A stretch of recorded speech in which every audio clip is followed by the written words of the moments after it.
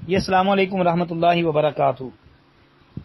جی محترم بھائی نے یہ لکھا ہے، کہتے ہیں جی یہ بھی بتائیں کہ نبی اکرم صلی اللہ علیہ وسلم کے دور میں یا صحابہ رضوان اللہ علیہم اجمعین کے دور میں حدیث لکھی گئی ہے کہ نہیں؟ کہتے ہیں جواب دیں جی نبی علیہ الصلوۃ والسلام کے دور میں حدیث لکھی گئی ہے، کیوں نہیں لکھی گئی؟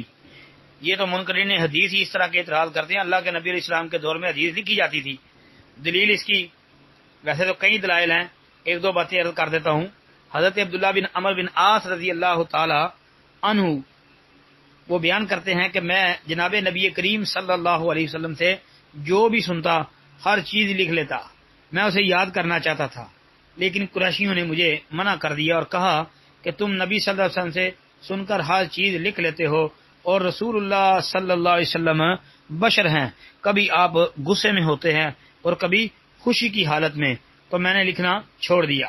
پھر رسول اللہ صلی اللہ علیہ وسلم سے اس بات کا ذکر کیا تو آپ علیہ الصلوۃ والسلام نے فرمایا اکتب فوالذی نفسی بیدہ ما خرج منی الا حق، لکھو اس ذات کی قسم جس کے ہاتھ میں میری جان ہے، میری زبان سے صرف حق ہی نکلتا ہے۔ یہ سنن دارمی کے اندر 490 نمبر پر، اور اس کے علاوہ مسند احمد کے اندر 6510 نمبر پر، سنن نبی داود 3646 نمبر، مصنف ابن ابی شیبہ کے اندر بھی موجود ہے، سند اس کی صحیح ہے۔ پھر بھائی حضرت ابو ہریرہ رضی اللہ تعالی عنہ کی اس بات اور بیان کردہ روایت سے بھی اس بات کی تائید ہوتی ہے کہ عبداللہ بن عمر بن عاص رضی اللہ عنہ لکھا کرتے تھے، جیسا کہ صحیح البخاری کے اندر ہے۔ ابو ہریرہ رضی اللہ تعالیٰ عنہ بیان کرتے ہیں کہ نبی علیہ الصلوۃ والسلام کے صحابہ میں سے کوئی بھی مجھ سے زیادہ آپ علیہ الصلوۃ والسلام سے حدیثیں بیان کرنے والا نہیں سوائے عبداللہ بن عمر بن عاص رضی اللہ عنہ کے، کیونکہ وہ لکھتے تھے اور میں نہیں لکھتا تھا۔ یہ صحیح بخاری کے اندر ابو ہریرہ رضی اللہ عنہ کا یہ بات موجود ہے۔ جی اس کے علاوہ بھی ایسی روایات موجود ہیں جن سے پتہ چلتا ہے کہ جناب نبی کریم علیہ الصلوۃ والسلام کے دور میں حدیث جو ہے وہ لکھی جاتی تھی، جیسا کہ آپ علیہ الصلوۃ والسلام نے اپنی آخری بیماری کے اندر یہ بات ارشاد فرمائی، یعنی جس بیماری کے اندر نبی علیہ الصلوۃ والسلام دنیا سے گئے ہیں نا، اسی بیماری کے ایام میں یہ آپ نے کہا تھا ائتونی بکتاب اکتب لکم کتابا لا تضلوا بعدہ، کہ میرے پاس کتاب یعنی کاغذ لے کے آؤ تاکہ میں تمہارے لیے ایک کتاب لکھا دوں، تم اس کے بعد گمراہ نہیں ہوگے۔ یہ صحیح بخاری دیکھ لیں بھائی۔ اسی طرح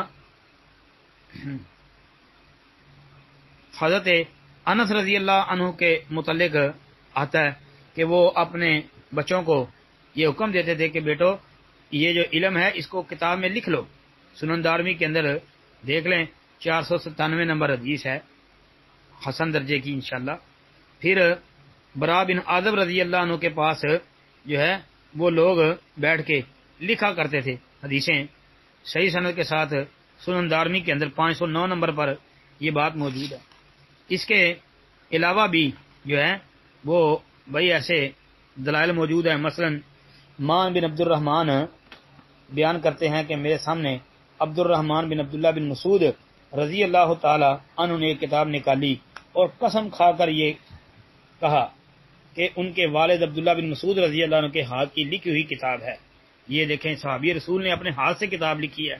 مصنف ابن ابی شیبہ کے اندر 26420 نمبر پر صحیح سند کے ساتھ یہ بات موجود ہے۔ اس کے علاوہ بھی بھائی مرفوع بھی روایات آتی ہیں اور اس کے علاوہ موقوف بھی آتی ہیں، بلکہ ائمہ سے بھی ایسی باتیں موجود ہیں۔